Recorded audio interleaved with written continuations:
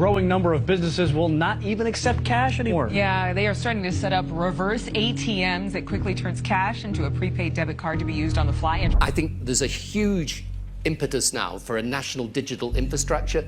Digitization in healthcare is, I think, one of the great game changers. You know, we should be helping countries to develop a national digital infrastructure, which they will need with these new vaccines. Trespassing. Please leave the area. This area is under video surveillance and you have been recorded. The U.S. Treasury officially discontinues pennies. Real IDs are being implemented all across America. A digital cash potentially coming to Europe by October 2025. There's a major worldwide push to control every aspect of our lives digitally. If we want to retain any sort of freedom, that must be rejected. The biggest fear that the World Economic Forum has is that there are going to be people that will not comply. Their biggest fear is your fight for freedom. Their biggest fear is that you will make individual decisions for yourself and you will not follow their orders. So this digital stuff is absolutely key, because without it, they can't enforce anything. Without it, they can't mandate that you do something. Without it, they can't control your life. So I don't care if you're talking about carbon emissions and what's safe and effective as far as they are concerned. I don't care if they're talking about an experimental injection, a series of injections, whatever they may be, and what's safe and effective as far as they're concerned. This is not about those individual things. This is about the desire to control you from the outside in. And if they have a digital process whereby they can restrict your movement, your behavior, and your decisions with the click of a button, you are done. Those of us who believe the Bible and the prophecies within it see exactly what these people are trying to do from a mile away. The only way the evil forces in the last days will gain such power is by gaining complete control over people's lives digitally. It's so obvious now what they're doing, and they know that a lot of people know what they're doing as well, and they don't even try to hide it anymore. They just say right in the open for everyone to see that if you have cash, we don't know what you're spending your money on, and we don't like that. We have a once-in-a-lifetime opportunity to revisit the architecture of the financial system. All our analysis on CBDC, in particular for the use of general use, we tend to establish the equivalence with cash, and there is a huge difference there. For example, in cash, we don't know, for example, who's using a $100 bill today. We don't know who is using a 1,000 peso bill today. A key difference with the CBDC is that central bank will have absolute control on the rules and regulations that will determine the use of that expression of central bank liability. And also we will have the technology to enforce that. Those two issues are extremely important, and that makes a huge difference with respect to what cash is. The digital cash, digital IDs, and the digital personal scores are all connected, and that's done completely on purpose. The same model of social credit score that's being used in China, they're trying to implement in Europe and America in small increments. In China, if you say or do anything against the powers that be, they will cut off your ability to buy and sell. So the latest in this dystopian outrage that is now all of China apparently is I once again cannot buy food. A couple days ago, my uncle and my cousin helped me get a cell phone that is linked to a Chinese bank card so that I could buy anything. But now, apparently, it has been flagged for some reason, and I have to pass facial recognition identity verification, which is insane, because all I want to do is just spend my gift card balance on this debit card. I can't believe I'm doing this. I have to open my mouth. Terrifying.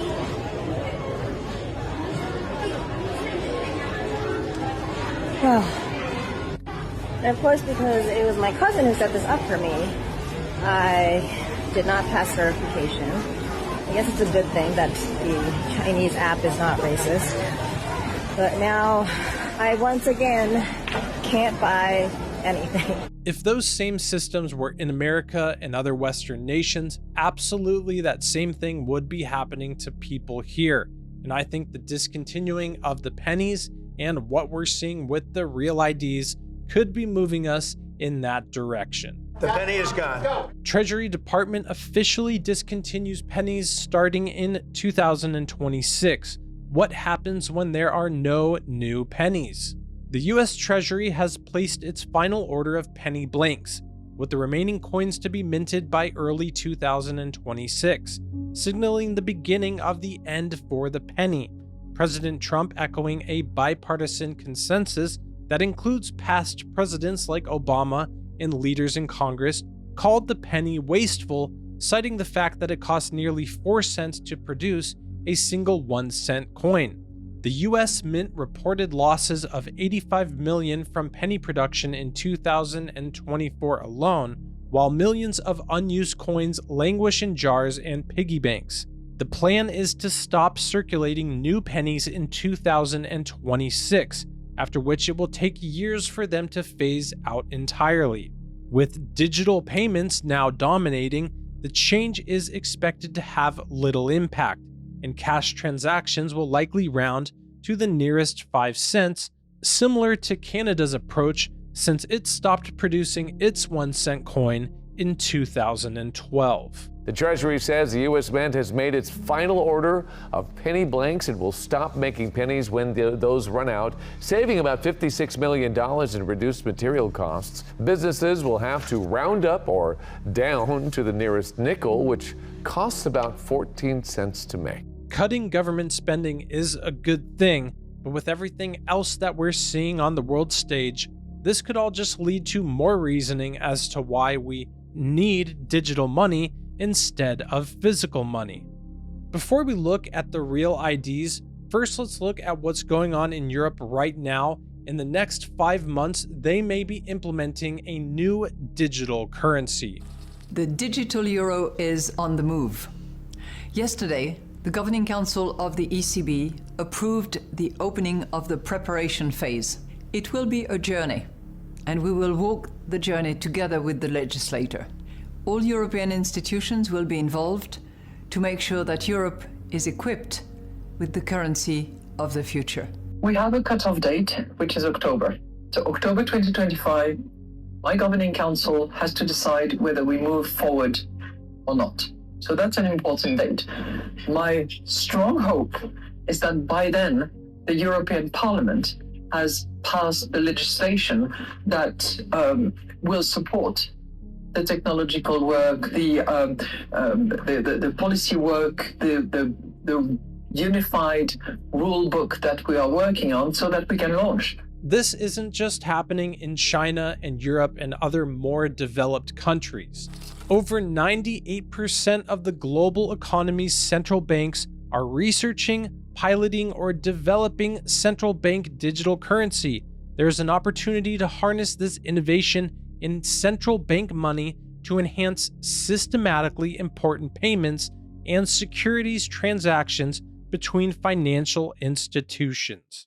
So say they put in motion a digital currency. What happens when those in power don't like what you do or say?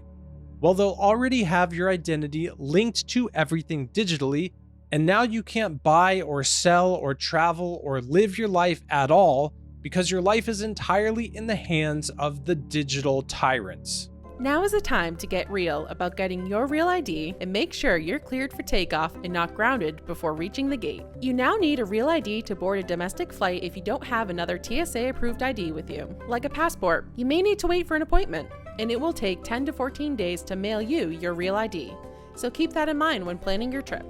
A real ID is an upgraded driver's license or Mass ID that has a star in the top right corner and will have you gliding through security and cleared for departure.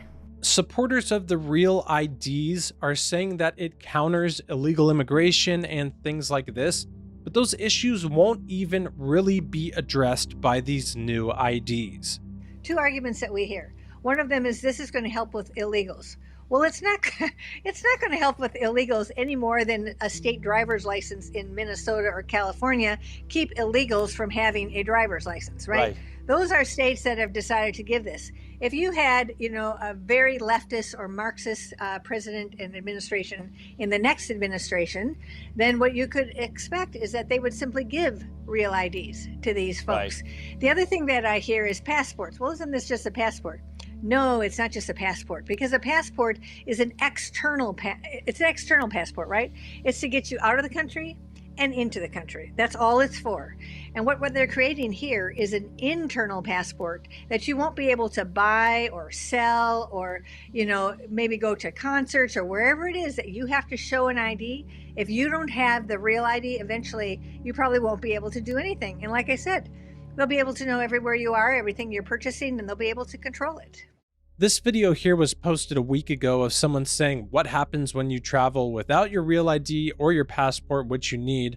First off, it's weird. I've never seen that at an airport. Looks like they're already implementing scanning your hands for some reason.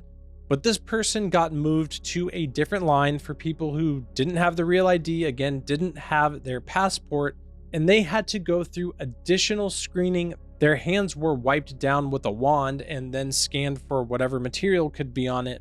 And they were given a paper as to what to do and how to get your real ID to be able to travel in the United States domestically. All of this is obviously a move by the powers that be to set up a complete control grid through digital means. When the ID, the money, and all our information is digital, then they can do things like immediately in real time deduct money from your accounts for breaking certain laws like jaywalking or speeding.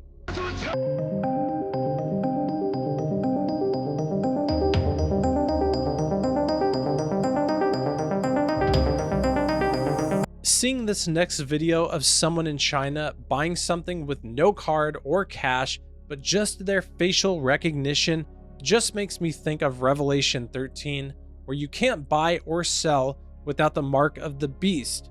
Because also in that chapter, it says that people will bow down to the image of the beast. And if these next systems are implemented around the world, it could literally be set up to where people have to bow down to the image of the beast before they buy or sell. Face ID is not only available in supermarket, it also works in a lot of penny shops now.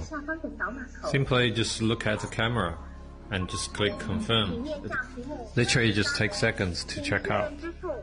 I know scanning a QR code or tapping your phone does the same job, but this is just even better to me. So what's the reason to resist it? If you think tapping your phone to take subway is good enough, here's something crazier. You can get on a bus by just scanning your face. The only thing you need to make sure is that you've got enough credit of your own. When vending machines take no more cash, instead it takes your Face ID that links to your online account. It's pretty obvious how making everyone's finances, IDs, and every aspect of their life digital could lead to the fulfillment of the end times prophecies of the Antichrist's tyrannical takeover. But honestly, even if that wasn't for hundreds of years, this would still lead to an abuse of power by practically every government who uses it. Most nations and their leaders have no desire to follow the Lord, so many of those in power use their means to harm others and benefit themselves only. I believe that we should fully reject making our lives completely digital. Two of America's founding fathers said it pretty well when speaking on the issue of freedom or safety and convenience. Those who would give up essential liberty to purchase a little temporary safety deserve neither liberty nor safety. I prefer dangerous freedom over peaceful slavery. More important than being up to date on what's happening in the world around us or standing up for our freedoms in the face of injustice and tyranny is knowing that our help comes from the Lord. Spend time with God, reading the Bible, praying, and worshiping Him. The power, insight, and direction that He gives is beyond anything that we could ever achieve on our own. I lift my eyes to the hills. From where does my help come?